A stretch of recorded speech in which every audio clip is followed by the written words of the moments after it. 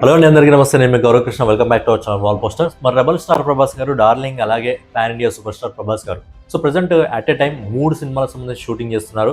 ఇంతకంటే ముందు రాజాసాబ్ సినిమా తర్వాత దానికి వచ్చిన రెస్పాన్స్ చూసిన తర్వాత ప్రభాస్ గారు కొద్ది రోజులు ఆయన వెకేషన్కి వెళ్ళడం జరిగింది. ఇటలీ వెకేషన్కి వెళ్ళి రీసెంట్గానే రావడం జరిగింది. రాగానే ఐ థింక్ 11th నుంచి అనుకుంటా, ఆ 11th నుంచి ఆయన ఫౌజీకి సంబంధించిన షూట్లో అయితే పాల్గొంటున్నాడు.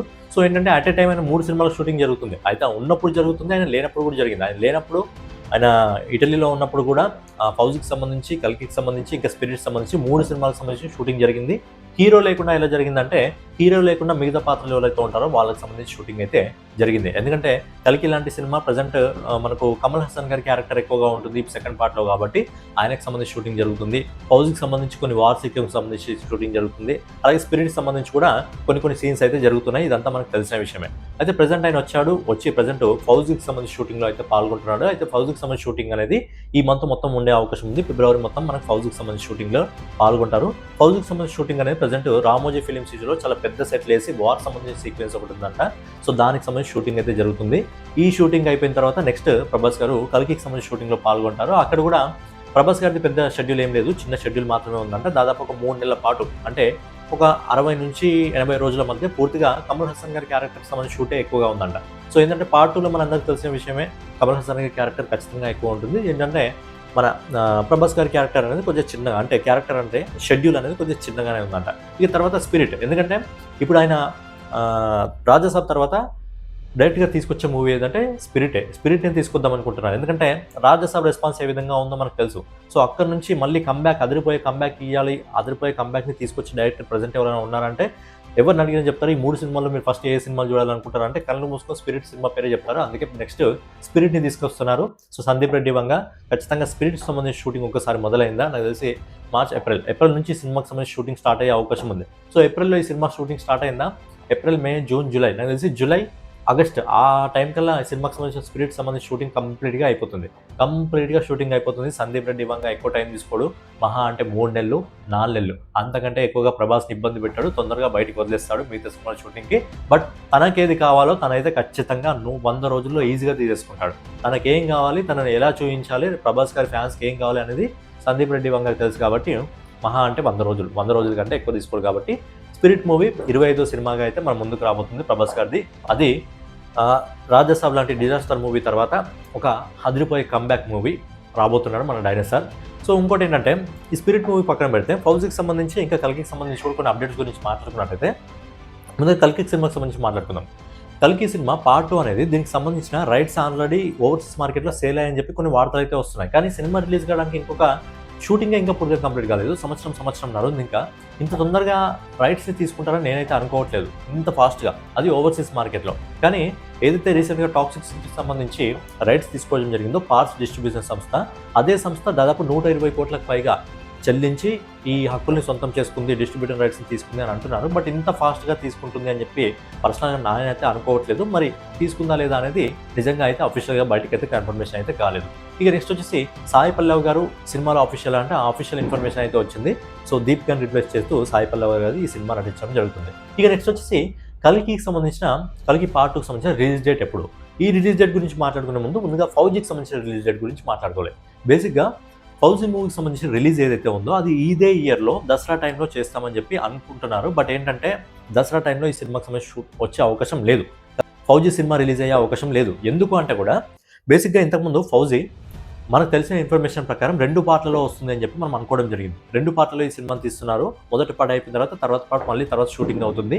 2 పార్ట్లలో వస్తుందని చెప్పి మనం అనుకోవడం జరిగింది. కాకపోతే ఏంటంటే హనువు రాఘవపూడి అఫీషియల్గా కన్ఫర్మేషన్ చేసింది ఏంటంటే ఈ సినిమా సింగిల్ పార్ట్లోనే వస్తుంది, 2 పార్ట్లలో రావట్లేదు. అవును, ముందు అనుకున్నారంట 2 పార్ట్లలో తీద్దామని. బట్ ఏంటంటే ఫైనల్గా 2 పార్ట్లు వద్దు, సింగిల్ పార్ట్లోనే కవర్ చేద్దాం, ఎందుకంటే కొన్ని ఫ్లాష్ బ్యాక్ సీన్స్ని పార్ట్ 2లో చూపించాలనుకున్నారంట. బట్ ఏంటంటే ఫైనల్గా పార్ట్ 2 అవసరం లేదు, సింగిల్ పార్ట్లోనే తీద్దామని చెప్పి దీన్ని సింగిల్ పార్ట్లో తీస్తున్నారు.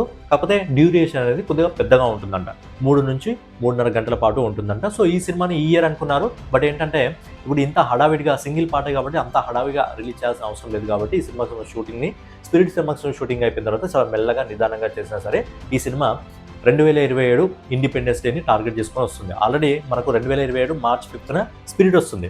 2027 ఇండిపెండెన్స్ టార్గెట్ చేసుకొని ఫౌజీ సినిమా వచ్చే అవకాశం ఉంది. ఇక కల్కి కూడా 2027లోనే రిలీజ్ అవుతుందని అనడం జరిగింది దసరా టైంలో. కానీ ఆల్రెడీ 2027లో రామాయణ పార్ట్ 2 ఉంది. దసరా దివాళీ ఆ టైంలో రామాయణ పార్ట్ 2 ఉంది కాబట్టి మ్యాక్సిమం కల్కి వచ్చే అవకాశం లేదు. మళ్ళీ రిలీజ్ చేయాలనుకుంటే కూడా డిసెంబర్ 25 తర్వాత రిలీజ్ చేసే అవకాశం ఉంది 2027లో కల్కిని. బట్ నా ఒపీనియన్ ఏంటంటే కల్కి అప్పుడు కూడా వచ్చే అవకాశం లేదు, 2028లో వచ్చే అవకాశం ఉంది.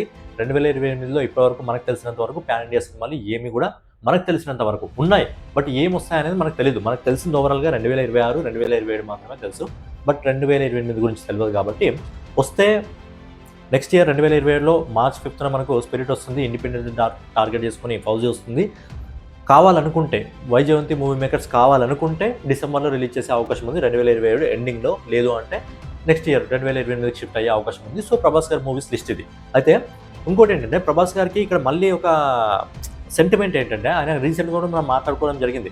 ఆర్ అనే లెటర్ వచ్చిన సినిమాలు ఆయన కెరియర్లో కొంచెం అంతగా నడవని సినిమాలు.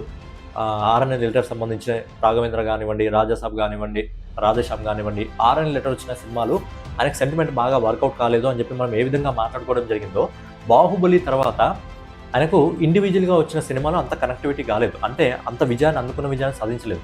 ఇండివిజువల్గా అంటే ఏ విధంగా అంటే బాహుబలి పార్ట్ 2, సలార్ పార్ట్ 2, కల్కి పార్ట్ 2 ఈ సినిమాలకు మంచి డిమాండ్ ఉంది. ఈ సినిమాలు పార్ట్ 1 ప్రజెంట్ బాహుబలి ఒకటే వచ్చింది అనుకోండి. బాహుబలి పార్ట్ 1, పార్ట్ 2 అద్భుతమైన విజయాన్ని సొంతం చేసుకోవడం జరిగింది. కల్కి 1 1000 కోట్ల పైగా వసూలు చేసింది. కల్కి 2 కూడా ఈజీగా 1000 కోట్ల పైగా వసూలు చేస్తుంది. సలార్ అది దాదాపు 700 కోట్ల వరకు వసూలు చేసినా ఆ సినిమాకు వచ్చిన రెస్పాన్స్ ఎలాంటిదో మన అందరికీ తెలుసు. సో అది కూడా పార్ట్ 2 వచ్చినప్పుడు ఎంత విధ్వంసం క్రియేట్ చేస్తుందో మన అందరికీ తెలుసు. కాకపోతే బాహుబలి 2 వచ్చిన తర్వాత సాహో అంతగా మెప్పించలేకపోయింది, రాధేశ్యామ్ అంతలా మెప్పించలేకపోయింది, ఆదిపురుష్ అంతలా మెప్పించలేకపోయింది. ఇప్పుడు వచ్చిన రాజాసాబ్ ఈ సినిమా కూడా అంతగా మెప్పించలేకపోయింది. చూడండి ఒకసారి, ఇండివిజువల్ సినిమాలు అనేది బేసిక్గా ప్రభాస్ గారికి ఎక్కువ కలిసి రాలేదు. మరి ఇదే భయం మళ్ళీ తిరిగి ఫౌజీకి పట్టుకుంది. మరి ఫౌజీ కూడా ఇప్పుడు ఇండివిజువల్ పార్ట్లో వస్తుంది కాబట్టి మెప్పించగలదా లేదా అని చిన్న భయం అనేది మళ్ళీ ప్రభాస్ గారి ఫ్యాన్స్లో మొదలైంది. ఇక మిగతా సినిమాలన్నీ కూడా స్పిరిట్ 2 పార్ట్లో ఉంటుందని సందీప్ రెడ్డి వంగ అన్నాడు. ఆల్రెడీ కల్కి 2 పార్ట్లో వస్తుంది, సలార్ 2 పార్ట్లో వస్తుంది. సో మిగతా సినిమాల తర్వాత ఏమైనా ఉంటే ఆ తర్వాత, కానీ ఇప్పటికున్న లిస్ట్ ప్రకారం అయితే పార్ట్ 2 ఉన్న సినిమాలు అద్భుతంగా ఉన్నాయి. కాకపోతే ఫౌజీ సినిమాల్లో మళ్ళీ ఇది ఇండివిజువల్గా వస్తుంది కాబట్టి మరి ఎలా ఉంటుంది అనేది చూడాలి. ఎందుకంటే బాహుబలి తర్వాత ఆయనకు డబుల్ పార్ట్స్ వచ్చినాయి. అంటే పార్ట్ 1, పార్ట్ 2 వచ్చినవి ఆయనకు మంచి గుర్తింపు తీసుకురావడం జరిగింది. కాబట్టి మరి ఇప్పుడు కమ్బ్యాక్ మూవీగా స్పిరిట్ అయితే ఉండబోతుంది. మరి నెక్స్ట్ ఫౌజీ మరి ఎలా ఉంటుంది, ఇండిపెండెన్స్ డేకి ఆ సెంటిమెంట్ ఏమైనా మారుస్తుందా లేదా అనేది చూడాలి. సో ఫైనల్గా ఇదనమాట ప్రభాస్ గారి మూవీకి సంబంధించి స్పిరిట్, ఫౌజీ, కల్కి మూవీకి సంబంధించి కొన్ని అప్డేట్స్. సో నెక్స్ట్ వీడియోలో మళ్ళీ కలుసుకుందాం. సో ఛానల్ ఎవరైనా కొత్తగా చూస్తున్నట్లయితే డైలీ ఇలాంటి ఇంట్రెస్టింగ్ అప్డేట్ కోసం మన వాల్ పోస్టర్ ఛానల్ని సబ్స్క్రైబ్ చేసుకొని ఫాలో అవుతుండండి. అలాగే వెళ్ళే ముందు ఖచ్చితంగా లైక్ కొట్టి వెళ్ళండి.